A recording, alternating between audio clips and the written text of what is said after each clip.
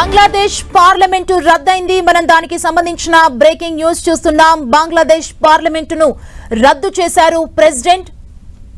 బంగ్లాదేశ్ లో త్వరలో తాత్కాలిక ప్రభుత్వం ఏర్పాటు చేసే దిశగా అడుగులు పడుతున్నట్లు అర్థమవుతోంది. మనకి బంగ్లాదేశ్ పార్లమెంటు రద్దయింది. మనం చూడొచ్చు దానికి సంబంధించిన బ్రేకింగ్ న్యూస్ ని. బంగ్లాదేశ్ పార్లమెంటు రద్దు చేశారు ప్రెసిడెంట్ షేక్ హసీనా ప్రధాని పదవికి రాజీనామా చేయడంతో ఈ పరిస్థితులు అక్కడ ఏర్పడినట్లు మనకు అర్థమవుతోంది. బంగ్లాదేశ్ పార్లమెంటును రద్దు చేశారు ప్రెసిడెంట్. తాత్కాలిక ప్రభుత్వాన్ని ఏర్పాటు చేసే దిశగా బంగ్లాదేశ్ పార్లమెంట్ దీనికి సంబంధించి బంగ్లాదేశ్ అడుగులు వేస్తున్నట్లు తెలుస్తోంది. బంగ్లాదేశ్ లో త్వరలో తాత్కాలిక ప్రభుత్వాన్ని ఏర్పాటు చేయబోతున్నారు. ఇదే అంశానికి సంబంధించి మరింత సమాచారం మా ప్రతినిధి గోపి అందిస్తారు. గోపి, బంగ్లాదేశ్ లో అవామీ లీగ్ ప్రభుత్వం రద్దయింది. బంగ్లాదేశ్ లో అవామీ లీగ్ ప్రభుత్వాన్ని రద్దు చేస్తున్నట్లుగా బంగ్లాదేశ్ రాష్ట్రపతి ఉత్తర్వులు జారీ చేయడం జరిగింది. నిన్న బంగ్లాదేశ్ ప్రధాని షేక్ హసీనా ప్రధాని పదవికి రాజీనామా చేయడం జరిగింది. రిజర్వేషన్ల ఉద్యమం ఇటు ప్రభుత్వ వ్యతిరేక ఉద్యమంగా మారడంతో హింసాత్మక ఘటనలు చోటు చేసుకున్నాయి. ఈ నేపథ్యంలోనే షేక్ హసీనా శ్రీలంకను ఇటు బంగ్లాదేశ్ ను వీడి భారత్ ను ప్రస్తుతం భారత్ లో తాత్కాలికంగా ఆశ్రయం పొందుతున్న పరిస్థితి ఉంది. ఇప్పటికే యూకేకి శరణార్థిగా రాజకీయ శరణార్థిగా వచ్చేందుకు అప్లై చేసుకున్న పరిస్థితి. అక్కడి నుంచి అనుమతి వస్తే భారత్ నుంచి యూకే వెళ్లే ఆలోచనలో ఇటు షేక్ హసీనా ఉన్నారు. అయితే ప్రత్యామ్నాయ మార్గం ముఖ్యంగా ప్రస్తుతం రాజకీయ పరమైన చర్యలకు అక్కడున్న బంగ్లాదేశ్ ఆర్మీ చీఫ్ వాకర్ ఇప్పటికే సమావేశాలను ఏర్పాటు చేయడం జరిగింది. అక్కడ ఉన్న పొలిటికల్ పార్టీస్ తోనూ అలాగే విద్యార్థి సంఘాలతో కూడా ఇటు మధ్యంతర ప్రభుత్వ ఏర్పాటుకు సంబంధించిన అంశం పైన చర్చలు జరపడం జరిగింది. మధ్యాహ్నం సాయంత్రం రాష్ట్రపతిని కలిసి నూతన ప్రభుత్వ ఏర్పాటుకు సంబంధించి ముఖ్యంగా సైనికుల ఆధ్వర్యంలో మధ్యంతర ప్రభుత్వ ఏర్పాటు అనేది తాత్కాలికంగా జరుగుతుంది. ఆ తర్వాత పూర్తి స్థాయిలో ఎన్నికల నోటిఫికేషన్ అలాగే ఎన్నికల ప్రక్రియ ద్వారా నూతన ప్రభుత్వం అనేది బంగ్లాదేశ్ లో ఏర్పడబోతోంది. సో రాజకీయ పరమైన కార్యాచరణ అలాగే రాజకీయంగా బంగ్లాదేశ్ లో ఉన్న సమస్యకు పరిష్కారం చూపే దిశగా ముఖ్యంగా విద్యార్థుల ఆందోళనలు సద్దుమణింపజేయడంతో పాటుగా శాంతియుత పరిస్థితులను బంగ్లాదేశ్ లో నెలకొల్పేందుకు ప్రస్తుతం అక్కడ ముఖ్యంగా ఆర్మీ నేతృత్వంలో మధ్యంతర ప్రభుత్వం అనేది ఏర్పడబోతోంది. రాజకీయ పార్టీల సలహాలు సూచనలు తీసుకుని ముఖ్యంగా ఎవరెవరు కేబినెట్ లో ఉండాలి, ఏ పార్టీలకు ప్రాతినిధ్యం కల్పించాలి, మధ్యంతర ప్రభుత్వంలో ఉన్న అంశాలకు సంబంధించి చర్చలు జరిపి ప్రస్తుతం రాజకీయ పరంగా బంగ్లాదేశ్ సమస్యలకు ముఖ్యంగా అక్కడున్న పరిస్థితులకు పరిష్కారం చూపే దిశగా ఆర్మీ చీఫ్ తో పాటు అక్కడ ఉన్న పొలిటికల్ పార్టీస్ ప్రస్తుతం ఆలోచన చేస్తున్న పరిస్థితి. అందులో భాగంగానే నిన్న షేక్ హసీనా ప్రధాని పదవికి రాజీనామా చేయడంతో ఇప్పటి వరకు కొనసాగిన అవామీ లీగ్ పార్టీ ప్రభుత్వాన్ని అక్కడ రాష్ట్రపతి రద్దు చేయడం జరిగింది. నూతన ప్రభుత్వం త్వరలో ముఖ్యంగా తాత్కాలికంగా మధ్యంతర ప్రభుత్వం కొలువుదీరి ఆ తర్వాత ఎన్నికల నోటిఫికేషన్ ద్వారా ఎన్నికలు జరిగిన తర్వాత బంగ్లాదేశ్ లో నూతన ప్రభుత్వం ఏర్పాటయ్యే అవకాశం కనిపిస్తుంది. అయితే ఈ మధ్యంతర ప్రభుత్వం ఎన్ని రోజులు కొనసాగుతుంది, అక్కడ ఉన్న పరిస్థితుల్ని శాంతియుతంగా ముఖ్యంగా శాంతి భద్రతలకు ఎటువంటి విఘాతం కలగకుండా సాధారణ పరిస్థితులు నెలకొల్పే వరకు కూడా ఈ మధ్యంతర ప్రభుత్వం అమల్లో ఉండే అవకాశం ఉంది. ఆ తర్వాత శాంతియుత పరిస్థితులు నెలకొల్లిన తర్వాత పరిస్థితులన్నీ సద్దుమణిగిన తర్వాత ఎన్నికల నోటిఫికేషన్ ద్వారా ఎన్నికలు జరిగిన తర్వాత నూతన ప్రభుత్వం ఏర్పాటయ్యే అవకాశం కనిపిస్తుంది. గోపి, అక్కడ అపోజిషన్ వ్యూహం ఏదైనా చేసే అవకాశాలు ఉన్నాయా? ఎలా ఉంటాయి ఆప్షన్స్? అంటే పార్లమెంటును రద్దు చేస్తూ ప్రకటన వచ్చింది కదా. ఎస్, పార్లమెంట్ రద్దు అయిపోయింది. జనవరిలో ఎలక్షన్స్ జరిగాయి. షేక్ హసీనా అవామీ లీగ్ పార్టీకి వ్యతిరేకంగా ఏ పొలిటికల్ పార్టీ కూడా ఇటీవల జనవరిలో జరిగిన ఎలక్షన్స్ లో బిఎన్పి పార్టీ కానీ అక్కడ ఉన్న స్థానిక పార్టీలు ఏవి కూడా ఎలక్షన్స్ ని బహిష్కరించిన పరిస్థితి. సో సొంతగా అక్కడ ప్రభుత్వాన్ని నాలుగోసారి వరుసగా షేక్ హసీనా ఏర్పాటు చేయడం జరిగింది. రిగ్గింగ్ చేసి ఆవిడ గెలిచారు. ఎటువంటి ఎన్నికల ప్రక్రియ కూడా సరిగా జరగలేదన్న విమర్శలు కూడా వచ్చాయి. సో ఇప్పుడు మధ్యంతర ప్రభుత్వంలో వివిధ రాజకీయ పార్టీలకు సంబంధించిన ప్రతినిధులతో సైనిక ముఖ్యంగా సైనికుల నేతృత్వంలో ఆర్మీ చీఫ్ నేతృత్వంలో మధ్యంతర ప్రభుత్వం ఏర్పడబోతోంది. సైనిక పాలనగానే దీన్ని చెప్పాల్సి ఉంటుంది. ఆ తర్వాత పూర్తి స్థాయిలో ఎన్నికల నోటిఫికేషన్ వచ్చిన తర్వాత ముఖ్యంగా అన్ని రాజకీయ పార్టీలు ఎలక్షన్స్ లో పోటీ చేసిన తర్వాత ముఖ్యంగా ప్రజల చేత ఎన్నుకోబడిన ప్రభుత్వం బంగ్లాదేశ్ లో ఏర్పడబోతోంది. ప్రస్తుతం తాత్కాలికంగా ఆర్మీ చీఫ్ వివిధ రాజకీయ పార్టీల ప్రతినిధులతో మధ్యంతర ప్రభుత్వాన్ని ఏర్పాటు చేయడం జరుగుతోంది. పరిస్థితులు సద్దుమణిగిన తర్వాత, ఎందుకంటే అల్లర్లు అలాగే దాడులు ఇవన్నీ కూడా జరుగుతున్నాయి. అవామీ లీగ్ పార్టీని పూర్తిగా బహిష్కరిస్తున్న పరిస్థితి. అక్కడ ఉన్న అవామీ లీగ్ పార్టీ ప్రతినిధులపైన, ఎంపీలపైన, వారి నివాసాలు, ఆస్తులపైన దాడులు జరుగుతున్న పరిస్థితి ఉంది. కాబట్టి సో ప్రస్తుతం కర్ఫ్యూని అయితే సడలించారు. కానీ శాంతియుత పరిస్థితులు నెలకొన్న తర్వాతే, సాధారణ పరిస్థితులు వచ్చిన తర్వాతనే పూర్తిగా ఎన్నికల ప్రక్రియ జరిగి ఆ తర్వాత ప్రజల చేత ఎన్నుకోబడిన ప్రభుత్వం అనేది అక్కడ ఏర్పడే అవకాశం కనిపిస్తుంది. అప్పటి వరకు సైనికుల నేతృత్వంలో, ఆర్మీ అధికారుల నేతృత్వంలోనే సైనిక పరమైన ముఖ్యంగా పాలన అక్కడ కొనసాగబోతోంది. కానీ రాజకీయ పార్టీల ప్రతినిధుల ప్రాతినిధ్యం కూడా అందులో ఉండబోతోంది. గోపి, ప్రస్తుతం అక్కడ అల్లర్లు అదుపులోకి వచ్చాయా? ఎందుకంటే ప్రధాని పదవికి షేక్ హసీనా రాజీనామా చేసిన వెంటనే తన నివాసంలో కూడా పెద్ద ఎత్తున ఆందోళనకారులు చొచ్చుకొచ్చి కూడా అక్కడ ఆందోళన వ్యక్తం చేశారు. సో ఇప్పుడు ప్రెసెంట్ బంగ్లాదేశ్ లో పరిస్థితి ఏంటి? బంగ్లాదేశ్ లో ఇంకా పరిస్థితి అదుపులోకి రాలేదు. విద్యార్థి నాయకులు కానీ, ఆందోళనకారులు కానీ ఇంకా తమ ఆందోళన కొనసాగిస్తున్నారు. సైనిక పరమైన పాలన తమకు వద్దు, ప్రజాస్వామ్యత పాలన కావాలని చెప్పి కూడా కొందరు డిమాండ్ చేస్తున్న పరిస్థితి ఉంది.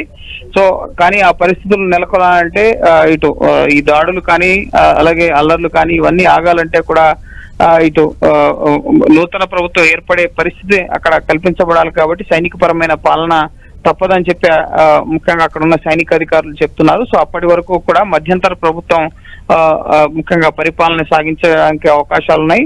సో ప్రస్తుతం అయితే వివిధ రాజకీయ పార్టీల నేతలతో బంగ్లాదేశ్ ఆర్మీ చీఫ్ చర్చలు జరిపారు. అలాగే విద్యార్థి నాయకులతో కూడా చర్చలు జరపడం జరిగింది.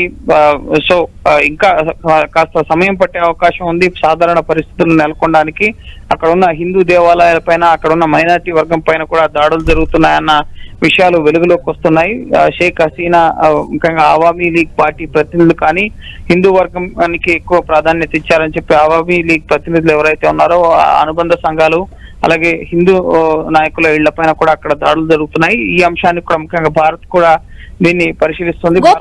రాజకీయ పార్టీలు కూడా హిందువుల పైన బంగ్లాదేశ్ లో జరుగుతున్న దాడులపైన దృష్టి సారించాలని చెప్పి భారత ప్రభుత్వానికి సూచించడం జరిగింది. సో భారత ప్రభుత్వం కూడా బంగ్లాదేశ్ లో ఉన్న ఆర్మీతో ప్రస్తుతం టచ్ లో ఉన్నారు. అక్కడ పరిస్థితులను ఎప్పటికప్పుడు భారత ప్రభుత్వం కూడా పరిశీలిస్తోంది. అక్కడ ఉన్న హై కమిషన్ కూడా భారతీయుల సేఫ్టీకి సంబంధించి సుమారు 20,000 మంది అక్కడ ఉంటే ఇప్పటివరకు 8,000 మంది వచ్చారని చెప్పి భారత ప్రభుత్వం వద్ద గణాంకాలనే ఉన్నాయి. సో మిగతా వారిని అత్యవసరంగా భారత్ కు తరలించాల్సిన అవసరం లేదని చెప్పి కూడా ఈ రోజు ఆల్ పార్టీ మీటింగ్ లో జయశంకర్ చెప్పడం జరిగింది. సో ఎప్పటికప్పుడు బంగ్లాదేశ్ పరిణామాలను నిశ్చితంగా పరిశీలిస్తున్నామని చెప్పి కూడా అఖిలపక్ష సమావేశంలో జయశంకర్ తెలియపరచడం జరిగింది. సో ఖచ్చితంగా షేక్ హసీనా ప్రస్తుతం భారత్ లో ఉన్నారు కాబట్టి కొంత టెన్షన్ వాతావరణం అయితే ఉంది.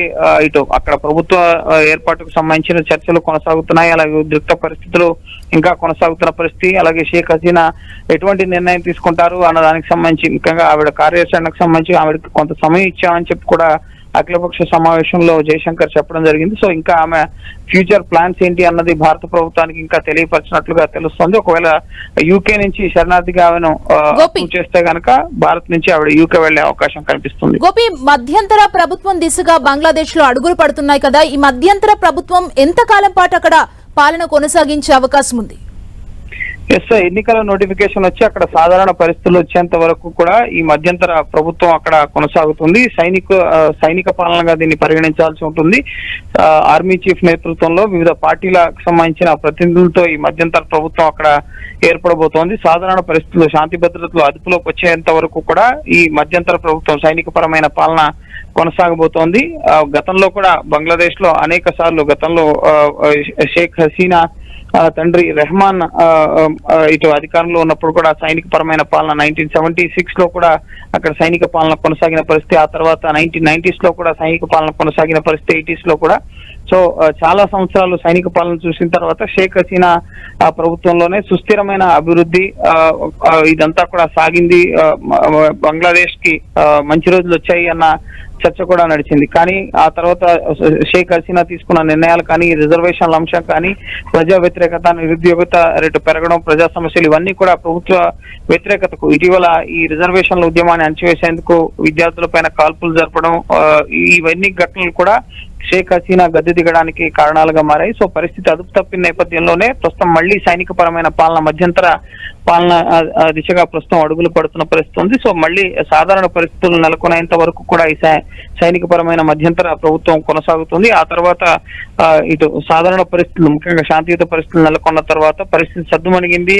ముఖ్యంగా అందరూ కూడా ఎటువంటి అల్లర్లు గొడవలు ఏమి జరగట్లేదని భావించిన తర్వాత ఎలక్షన్ కమిషన్ ద్వారా నోటిఫికేషన్ జారీ అవుతుంది. ఆ తర్వాత రాజకీయ పార్టీలు అన్ని కూడా ఎన్నికల్లో పోటీ చేసి తదుపరి ముఖ్యంగా నూతన ప్రభుత్వం సాధారణంగా రాజకీయ పార్టీలతో ఏర్పడబోయే ప్రభుత్వం అనేది అక్కడ ఏర్పడబోతోంది.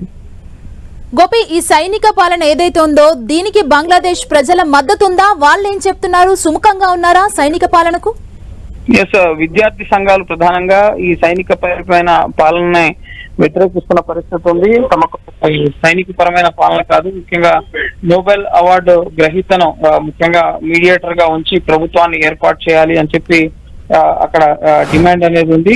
ప్రధానంగా విద్యార్థి సంఘాలు ఎవరైతే ఈ రిజర్వేషన్లకు సంబంధించి ఆందోళన చేస్తున్నారో వివక్ష వ్యతిరేక విద్యార్థి ఉద్యమ నాయకులు వారంతా కూడా నోబెల్ గ్రహీత డాక్టర్ మొహమ్మద్ యూనస్ నేతృత్వంలో మధ్యంతర ప్రభుత్వాన్ని ప్రతిపాదించడం జరిగింది. అయితే ఇప్పటి వరకు ఆర్మీ చీఫ్ ముఖ్యంగా జనరల్ వాకరుజ్జమాన్ ఈ మధ్యంతర ప్రభుత్వంలో ఈ నోబెల్ గ్రహీత మొహమ్మద్ యూనస్ నేతృత్వంలో ప్రభుత్వం ఏర్పడబోతుందన్న అంశానికి సంబంధించి స్పష్టత ఇవ్వలేదు. వారు ఈ రోజు సాయంత్రం రాష్ట్రపతిని కలిసిన తర్వాత ఈ మధ్యంతర ప్రభుత్వంలో ఎవరెవరు ప్రాతినిధ్యం ఉండబోతోంది, ఎవరు కేబినెట్ లో ఉండబోతున్నారు అన్న అంశానికి సంబంధించి స్పష్టత రాబోతోంది.